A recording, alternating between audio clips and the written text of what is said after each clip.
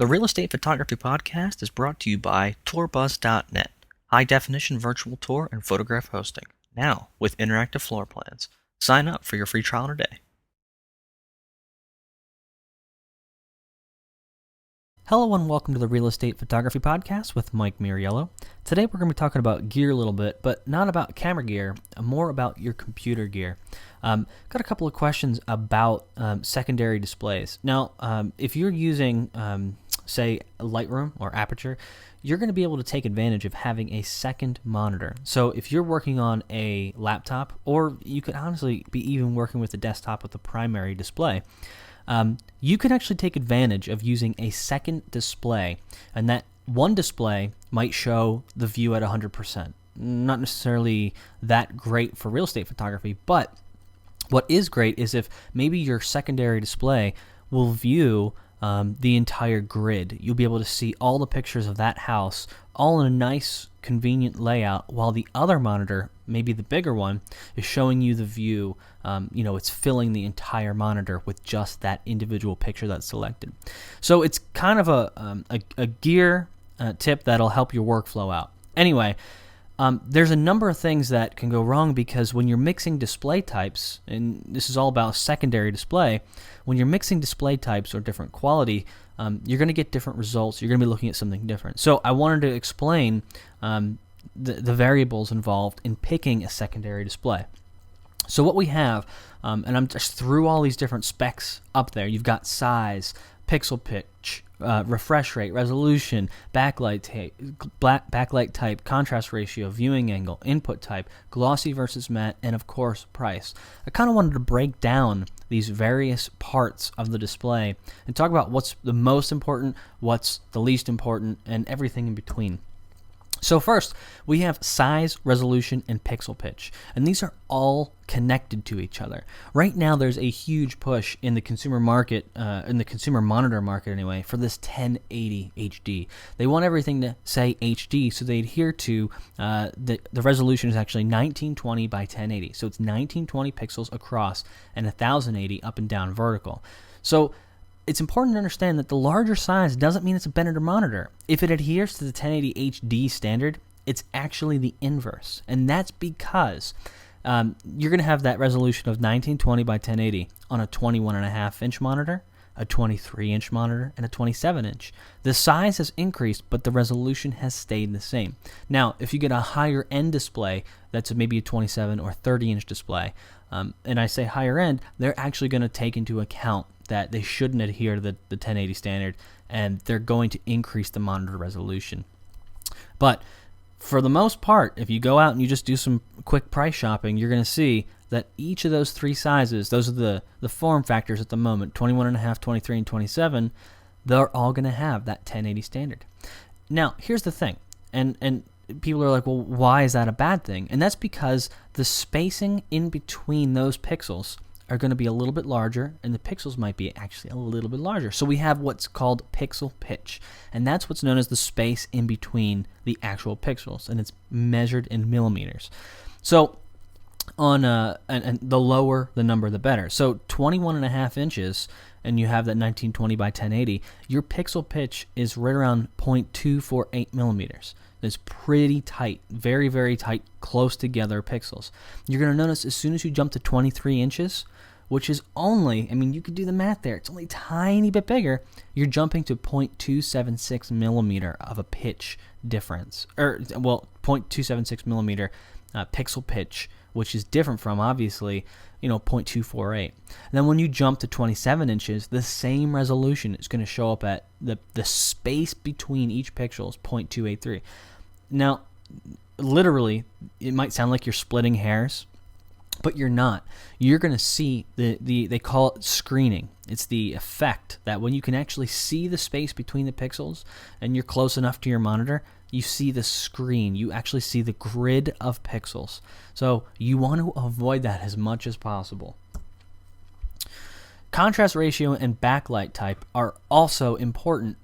However, it's important to know The most outrageous claims you're going to find on monitors are with contrast ratio, and that's mostly because there isn't a clear set standard for measuring contrast ratio. It's usually done by comparing one generation to a previous generation to a previous generation. And what we have now, and there's a huge difference. So if you were just go ahead and say you're in Best Buy and you're looking around at monitors and you see one has a contrast ratio of 500 to 1 and the other one has 50,000 to 1. That's because there's a difference between contrast ratio and dynamic contrast ratio. So dynamic contrast ratio is actually the more advanced type of contrast ratio where I should back that up by saying the purest form of the color black on the screen is the absence of light. So, and it's much like in photography anyway. Basically what they do is they dim the backlighting on the blacks that are showing up on the screen. So, and then that is adjusted for the whites. So what you have is that you're not going to have that bright black that they describe when you look at a monitor that is displaying black. Instead, it's not displaying anything. So you have a greater contrast ratio between the brights and the darks. And right now, that comes from what is backlighting the monitor. And right now, in the current state of affairs, at the end of 2010, the best consumer monitor market, you're going to get an LED backlit display. And surprisingly, it's not that much more expensive. So we'll see where it goes in the future, but LEDs are going to give you a really clean, even backlighting across the whole monitor, and it's going to look fantastic, and the contrast ratio is off the wall. All right, refresh rate and viewing angle. I say ignore them. There was a time when you actually had to pay attention to this, because when LCD monitors came out, you probably noticed a few of your coworkers or a few of your friends were like, nope, I'm sticking with my CRT. There's no way I'm going to use that because, it doesn't refresh as quickly, or I should say it didn't. And the other thing is, if you look at your monitor in the past on various viewing angles, it would display colors differently. And today, you're still going to read, 2 milliseconds, 1 millisecond response time, and you're going to see, 170 degrees horizontal viewing angle. Forget about it. You're not going to have a problem. That's not a problem we have anymore. Input type. This seems like a no-brainer, but you actually have to check with your computer before you buy a monitor. If your computer is outputting to VGA, DVI, or HDMI, it's probably one of those three, it's best to get a monitor with the input type to match that. If you get a DVI monitor that accepts DVI inputs and your computer only outputs VGA, you're going to need an adapter. You're not going to get the full effect of all that bit depth that can actually be transferred between that connection. So make sure you just match it. I'm not saying that DVI is superior to HDMI or vice versa. I'm just saying match what your computer is putting out. The fewer the translation devices we have, those adapters, the better. Glossy versus matte. For photography, you're going to notice that the glossy display makes your images pop, but you have to know it's an artificial pop. So it adds this contrast that isn't really there. It boosts the whites and the darks. And you gotta realize that that's not going to be seen in print. That's not going to be seen on other monitors, and it's going to impact how you do your post-production. What kind of curves do you put on it? Where do you adjust your levels? Where are you putting your contrast adjustments? Make sure you're starting off in a neutral place.